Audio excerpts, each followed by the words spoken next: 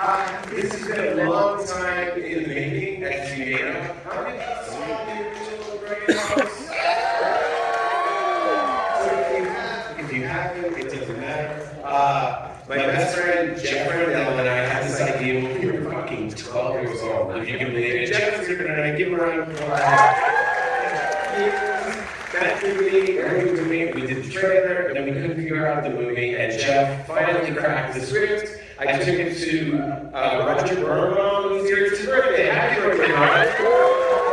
We took it to Gary Barber and Spike Glass. They were amazing. Gary Barber, Peter O, Chris Stone. They said, we are making this movie. You're going to get to do it exactly how you want it. We want to make a new classic. We want to redefine and modernize your movie committee. And then our good friends at Sony, Josh Greenstein, Nicole Brown, Hale Mal, came in and said, we are putting this motherfucker in theaters all over the world. So thank you to everyone in this podcast and our incredible team. Thank you to Sony and everybody there. And how cool is it that after all these years, on 35mm, it timed out perfectly to be the first movie ever to play in a theatrical run at Quentin Tarantino's.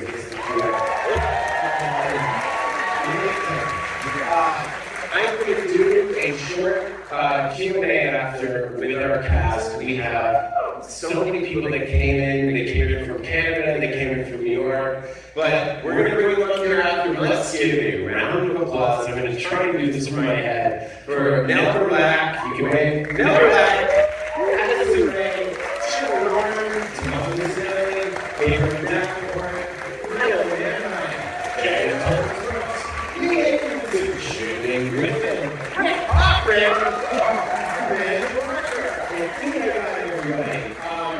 also,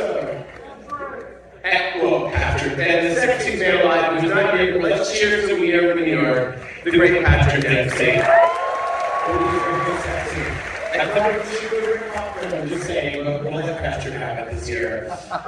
Thank you. The last thing I would say, you guys are the first, among the first to see this movie. So I would say with that comes a responsibility. The fate of the movie is in your hands. So the first impression on a movie like this is everything. So getting out there on social and supporting really, really will help make or break the movie. So please, give us a post if you like the film. If you don't like it, at least shut the fuck up till Saturday. Then shit talk us. But if we can repeat after me, I'd like to just say the John Carver pledge, because a movie like this does depend on the twists and turns. So let's just all say, I solemnly swear to protect the identity of John Carver, so that he or she may have slash remain for many more holidays to come. I am going to play the credits. I will say a big fucking shout out to a hero of mine who was kind enough to give us a song for the credits. Give it up for Glenn Danzig. I am going to play through the credits, and then afterwards we'll go up here for a very short Q&A to talk to our amazing cast. It'll be the best time making. We hope you enjoy it. Thanks everyone. Enjoy the show.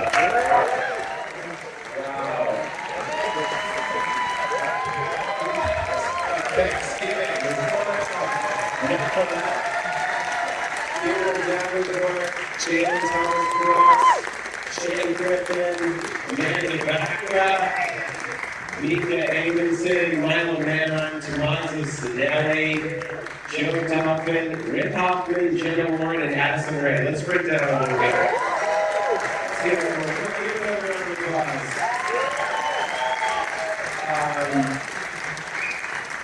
Other people in the audience, again, our writer-producer Jeff Randell, writer-producer Jeff Ray, spent years on this. Producers Roger Birnbaum and Kate Harrison, where are you, Kate? And Matt McClellan from Cream Productions. You guys are the best. We're going to do this spoiler-free because I know we're live streaming. There's obviously a lot of juicy things. We have a separate microphone why don't we just pass it down? I'll ask each of you guys a question. Nell Verlaque, where the fuck did you come from? Is this thing on? It is on. All right, so Nell Verlaque, obviously incredible theater actor, but the entire movie is on your shoulders. How was the experience? You're doing a great job. The question was, how was it doing those kinds of scenes before? I mean, your last experience was a show called Big Shot on Disney Plus, but now every scene you have to carry that emotion. What was the most difficult and what was the most fun scene for you to do? Most difficult and fun was the dinner scene. Can I not? We can say the dinner scene. We'll try not to give too many spoilers away. We actually ended up having to reshoot it, and it took about 3 to 4 days of those heightened emotions. Wow, I can hear myself speak. And it was great and terrifying, and I was crying for 3 days straight, and that's what I love to do. A round of applause. Amazing. Here in that Scuba, this was your first major role, and my God, you were so funny, and I like you kind of emerged as one of the leads. How was it shooting the movie, and what did you think? You just saw it for the first time. Dude, that was amazing. That was awesome. That was spectacular, bro. Like seeing me on the screen. It's like...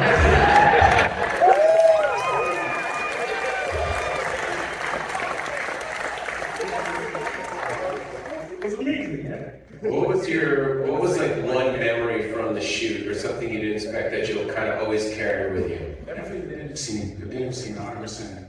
Had you ever done a scene like that before, Dennis? Because when I audition them, they're just doing the dialogue in the diner, because my feeling is you can act, you can do the screaming, torture stuff. You can't really plan it, you just gotta go for it. Yeah, the dinner scene, man, because I was challenging, you know? I never did something like that before, and I really had to push myself to get there, to really embody that and be in that moment. It was beautiful and terrifying. And then you did the fight stuff. You did all your own stuff. I did all my own stuff. I want to do all my own stuff. Like, I want to do all the action stuff. You want to hit me up? Action stuff. Awesome.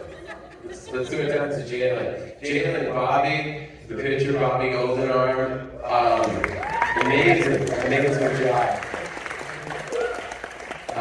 What do you remember? Obviously, you've done a ton of television before this. How was it? Was it different acting for television, acting for the big screen, and what was kind of the most fun or challenging scene to shoot? I mean, I just had a great time overall. I mean, everybody was so easy to work with. Like, we all got along, and so everything was just really just smooth. And thanks to you, all scenes were just fairly, just like butter and everything. But the most challenging one was just watching the dinner scene, because I came to set that one day, and it was just, I actually walked away and stood in the hallway because I couldn't watch what was going on, but especially when Rick threw up. That was just great.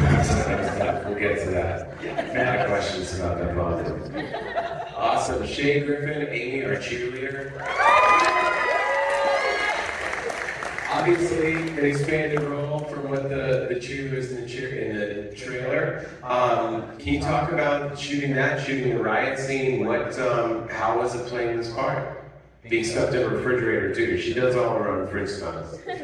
I literally almost died in the fridge. It was crazy. It was so tight, and it was just the most insane experience. You literally almost killed me off. No, this role was so much fun. It's so much different from who I am. And Mika, you're great. You're so much fun. Yeah, Mika, you guys are amazing.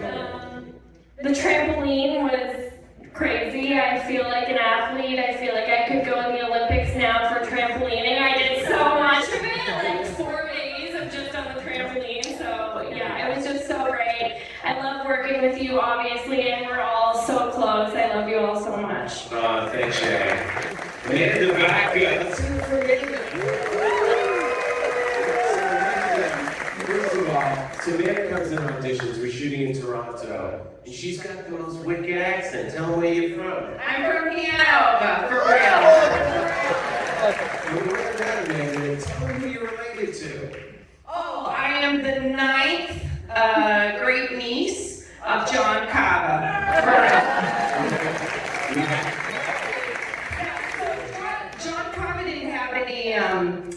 do we want this in Massachusetts or in? Whatever you're comfortable with. Didn't have any descendants because him and Elizabeth never had any kids. He was too busy murdering people or whatever. So his brother, I think his name was Robert, is my ninth great grandfather. Yeah, great. Amazing. So it's pretty cool to actually have, you know, a descendant of John Carver being attacked in the diner by John Carver. And Lizzie, you are known for comedy. You're in Groundlings, but you're also a huge horror fan. How was it doing something horror versus doing comedy? You know, it was crazy. I don't ever get starstruck, but then I've watched every episode of your show, The History of Horror, so it was really kind of crazy because I just wanted to sit and talk about movies, and I was like, oh yeah, I gotta work. So yeah, it was awesome. It was really awesome. You have a wicked awesome scene. You're so amazing in the film, and thank you for doing it. Mika Amonsen. Now, Mika is from Toronto, but Mika also came in with a fucking wicked accent, which is hard to do. Can you tell us about how you embodied Lonnie and why you have such an amazing Boston accent? I grew up with 5 brothers. So I'm used to being bullied and shit talked. And I also grew up on movies with Matt Damon and you. So standing here right now in this theater, in this movie is just fucking crazy, man. You're great at it, man. Beautiful.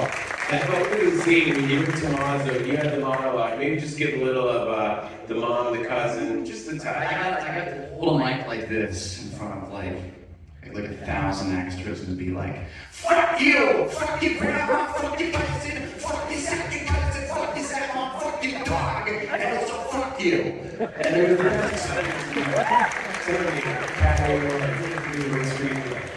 all right, Milo, let's give it down to Milo Manheim. Amazing. Now, Milo, I've actually known since birth, because your mom, when I moved to LA, Milo's mom, Cameron Manheim, was the first person who returned my call. I met her when I was 20 years old, working in New York for a theater producer, and we've been friends, so I knew Milo when he was a day old at the hospital, but we didn't really get to know each other. I saw when he was 10 running around, but then when we tried to work together a few times, and when this part, came up and the movie started going, you were really the only person I wanted, and I'm just so happy you did it. How was it? Obviously, you've done a ton of work with Disney, and it's been very good to you, and that's what you're known for. How was it to finally let go and do something R-rated? Great question. It's an adjustment, and this never ended up in the movie, but at one point I'm reacting to something, and there's no lines, but you were just like, go for it.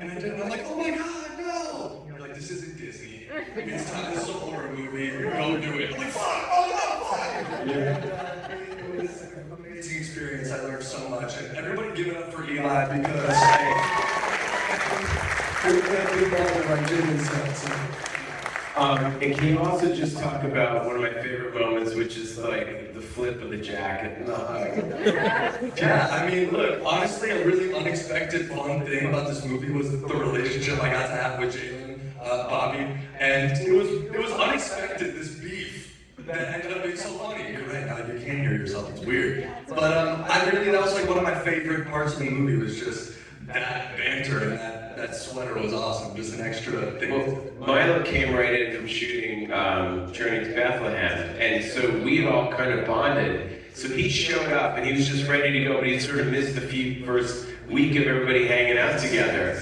And so him and Jalen figured out when they were fighting, they were really gonna fight each other because they're friends, and they were like, we want it to look good. And Patrick is used to playing a doctor in romantic comedies, and you guys were like, no, break up the fight, like we're really gonna go. So we just had 2 cameras, and I just sort of stood back and yelled action, and these guys start going at it, and Gabriel's like shoving them, and they wouldn't stop, and then Patrick grabbed them and threw them, and was like, get the fuck off, they're like, fuck you. And I yelled cut, and they just had the biggest smiles on their face. They're like, we've been waiting our whole careers to do shit like that. Thank you. So, thank you, Milo. You're amazing. Tomaso Sanelli.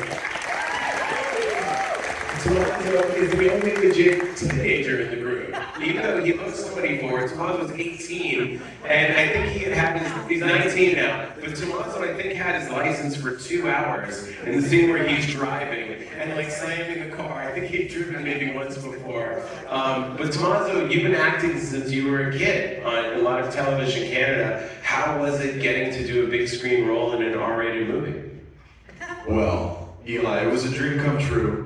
And yeah, this was like a total change of pace from everything that I'd done in the past. You're right about the feedback, I'm totally getting that. This was incredible just because I never really got to work with an ensemble cast, which were in and around my age. And like, to be able to learn from all of you was an unreal experience. Other than that, I would be a child actor working with adults, and now I'm working with fellow adults for the first time. So yeah. Did you do an episode of Suits, or is that my imagination? So I did do an episode of Suits. I played young Harvey Specter for like 30 seconds, and Mr. Rick Hoffman actually recognized that I had played that role, and I was like, how is that possible? He knew every single season, every single episode, and even though it was like a 30-second thing, he recognized it, and yeah, love you, Rick. Come on, representative, all grown up. All right, Joe Delfin. McCarty, give it up for Joe Delfin. There's something we should tell you. McCarty is based on the real Mike McCarty. He was a fucking legend. Our dear friend, amazing makeup effects artist. Where are you, McCarty? I think he's here.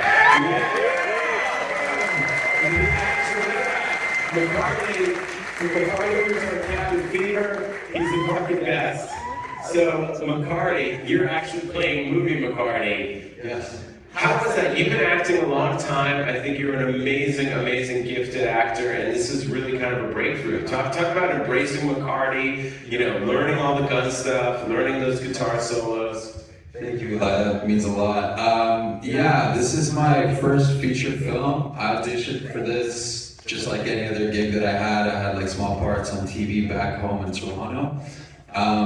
And as soon as I saw the breakdown of my agent sent me, I was like, oh, sick, I get to do a Boston accent. How did you know the Boston accent? Did you just learn it? From watching movies and like watched The Departed like 600 times. And then I would just talk back to the TV over and over, like constantly. And all my friends were like, well, who the fuck are you talking to? What are you doing?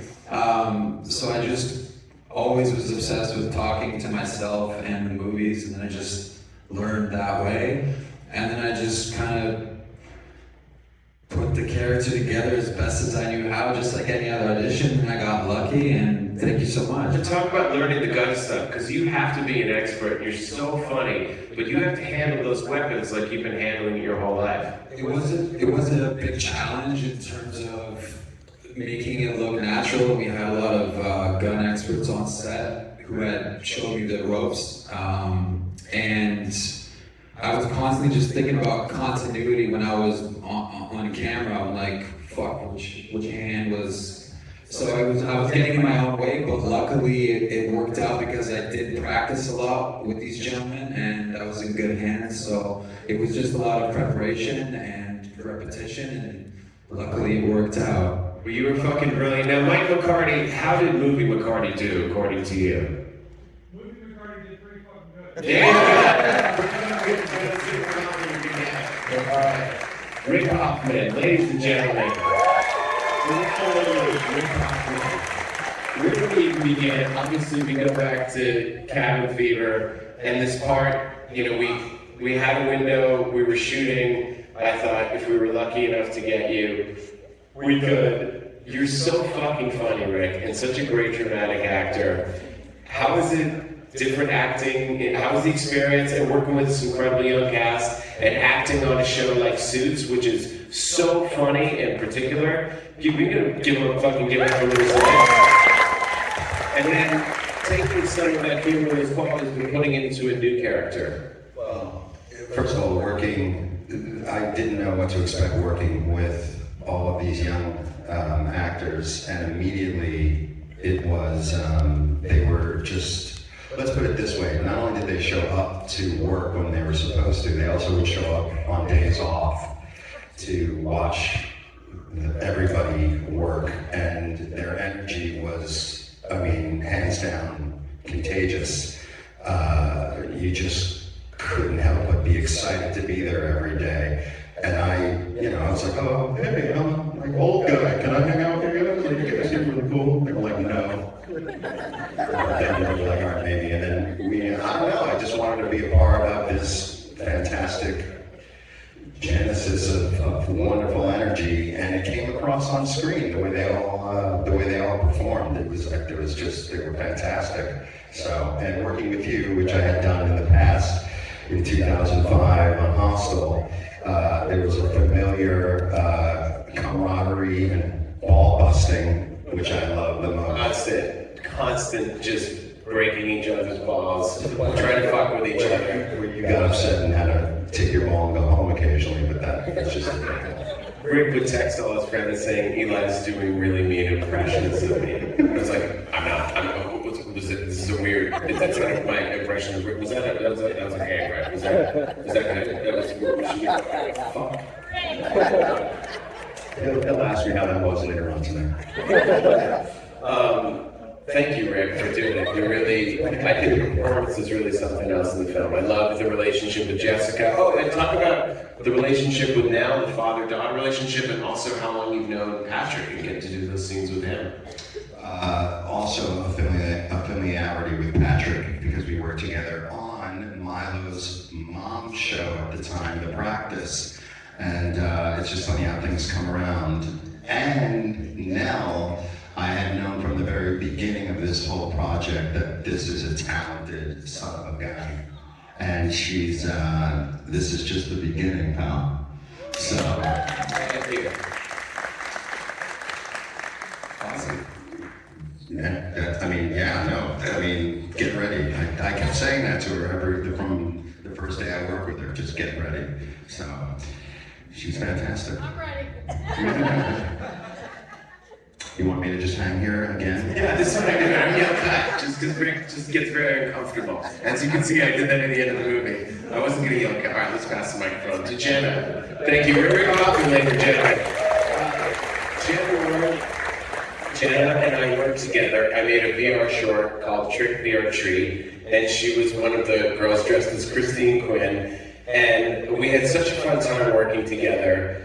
But Jenna is known, I'm going to out you here, as one of the My Little Ponies on Netflix, and she goes to brony conventions and signs. Most people come up to her in a pony costume and want to take pictures and stomp their hooves.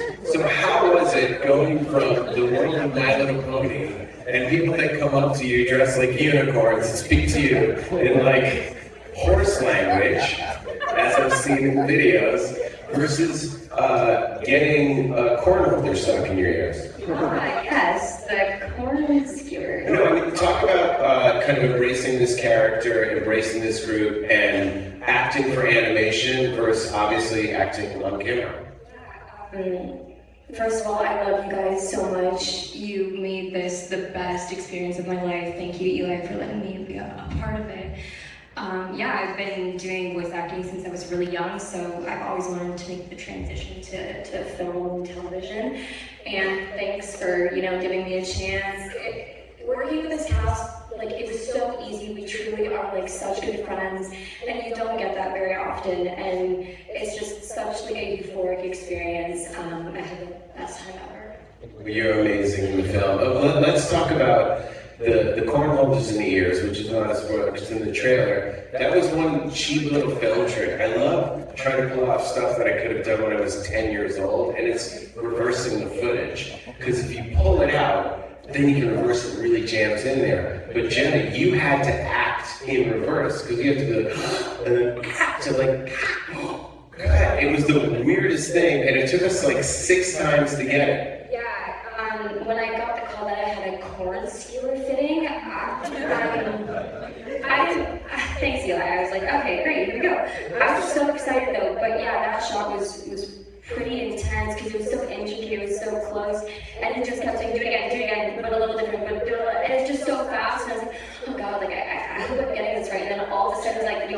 on. I was like, we did it? Okay, yeah, cool. Can I see it maybe? But yeah, it was great. I was really happy. I forgot we did it in reverse actually. It was amazing. And you have a brilliant horror movie scream. Thank you, everybody. Hear that? I have a really good horror movie. I don't want to blow out everyone's eardrums. We got it on film. Really good horror movie scream. You're amazing. Thank you, Jenna. And so last but certainly not least, you might be familiar with her, the one and only Addison Rae. Give it up for Addison. Now, Addison, what you have done before is very personality-based, done for a screen this big. And I think that I was so happy when you reached out to me about being in the movie, saying, I want in. And you took on this role and you gave this character such life and such range. And I think it is such a magnificent, realistic, nuanced performance. I think you're just incredible. So can you talk about sort of how you channel that acting and sort of thinking versus acting for the big screen versus how much of yourself you had shown on the small screen? Hi. Yeah, first I want to say I feel like I'm the luckiest girl in the world to have gotten to work with these people who are such amazing actors, actresses, and just people in general. And I got to learn so much on set. Thank you, Eli, for opening my DM when I auditioned.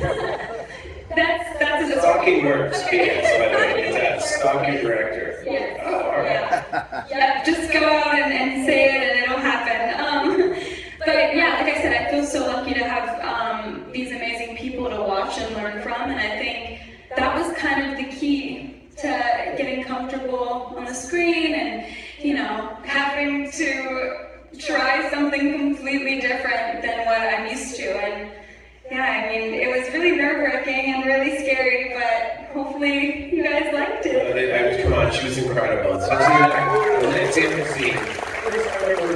There was something, like, I would say making movies is a faith-based system. It's like you tell everyone it's going to work, then you just kind of pray to God that it does. You don't really know until you're doing it. But when we saw all you guys together at the test, and it was Tomaso and Addison and Jenna and Scuba and, you know, and Gabriel and Nell, and everyone was in their costumes. I remember Jeff and I were like, wow, it's them. We finally got to meet those characters, and you all made such an effort to become real friends, and I think it just oozes off the screen. I think that everybody gives such a magnificent performance, and I'm so proud of all of you for just going for it. I really feel like we made something special, and I hope you guys feel the same.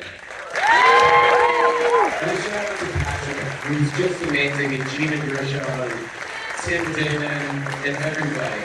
So a huge thank you to everyone at Spyglass, and Gary Barber, Christo, Peter Owen, everyone at Sony, Josh Greenstein, Nicole Brown, Caleb Allen, and to everyone at the Vista for throwing us this beautiful night. We're so lucky that the strike ended, and then we got to do this. You know, this is a really special moment. So, give it up for the cast.